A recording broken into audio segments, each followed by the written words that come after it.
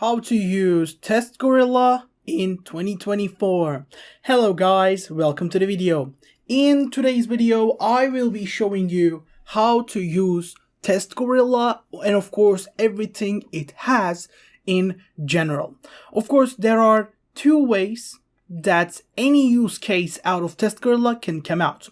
You are either creating the tests or you are taking one of those tests. One of them is much easier to do than the other one, which is of course taking tests.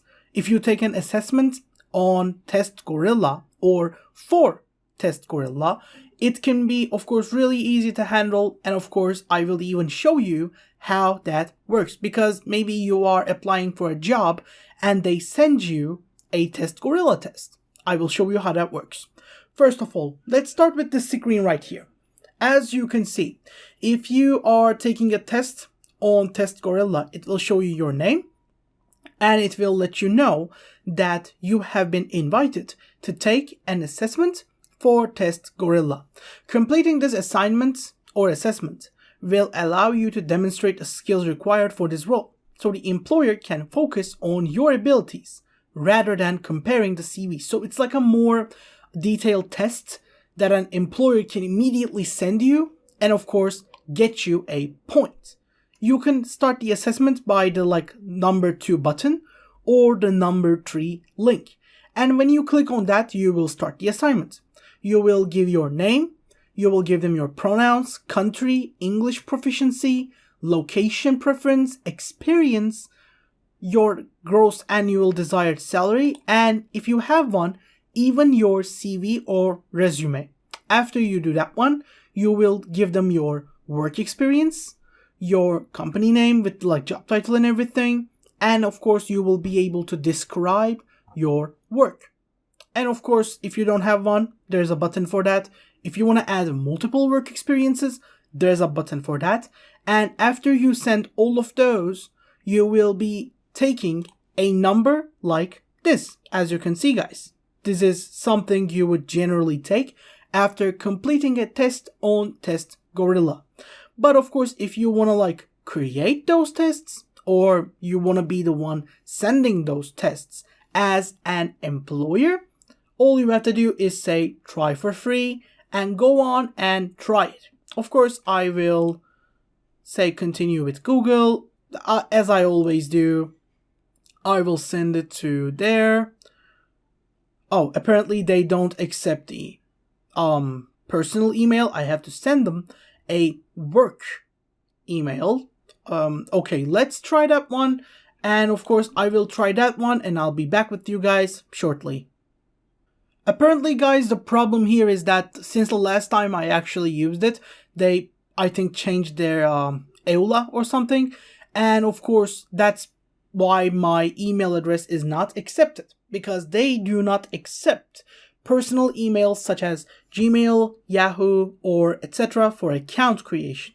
They also prevent registering with educational email addresses.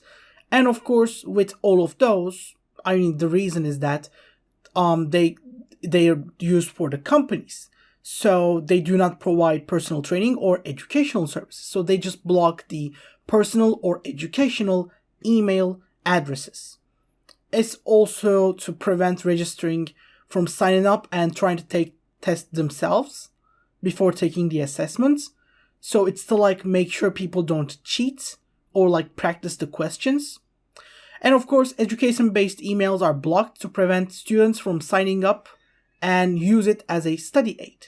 This is generally, like I said, a anti-cheating measure. But of course, if you don't have those as well, how are you supposed to just use Testgorilla in general? The thing with that is you have to either book a demo from here. This is a demo sign up.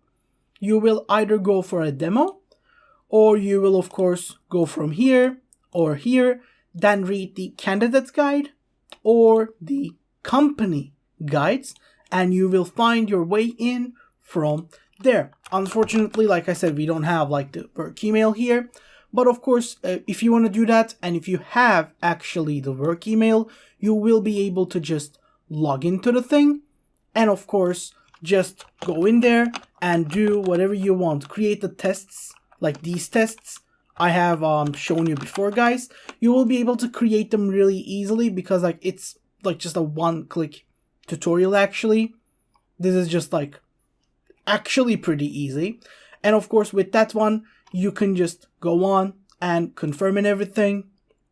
And of course if you want to do stuff like that, the comment section will always be really here for you guys. And of course if you need any support that even we can't provide, they are here for a one-click support system. They are like, you can tell them you're a candidate, you're a customer, you want to use the of course their services, and of course if you do all of those, they will help you properly. And of course like this is basically like every online test maker or every online quiz maker. So when you want to create a test, you would just have a landing page you can use, like this one that I'm showing you guys on the screen right now. And of course if you have this landing page on you already, you will be able to go on and use this menu right here to actually create the questions. You will add filters. You will use the red bar. That the red bar warns you that of course you must have at least one question, and then you will be able to preview the questions beforehand as the section allows you to. You can have 1 or 4 skill areas for the test. And of course, we recommend breaking down the job role because it makes things much better. And then you will be able to clean or click on the pencil icon to rename the skill area for your tests. Of course, then you can get like something more relevant. You can set the number of questions that will be used each time your test is presented. You can make like 50 questions. Like, you don't make 50 questions in 10 minutes. That would be too much. But if you have, like for example, if you have created 12 questions, 12 is the maximum. So you can create 50 questions and then say, hey, show candidates 10 of these questions. Then you set the time for your test. And of course, after you have set the time limit for your test as well, you will be able to, of course, publish it. Publish becomes selectable after you create at least one question and of course set the time limit. After clicking the next to the publish button, will give you a final checklist to check everything, and that will help you ensure, of course, you have created the best test you can. They even have like a question editor actually. Like you can just use this menu and of course click the relevant title. And then you can use there, of course, question editor to either delete the question or maybe edit the question, change the question. You will be able to edit even the test itself when the time comes up. So you will be able to have every item you need at your disposal.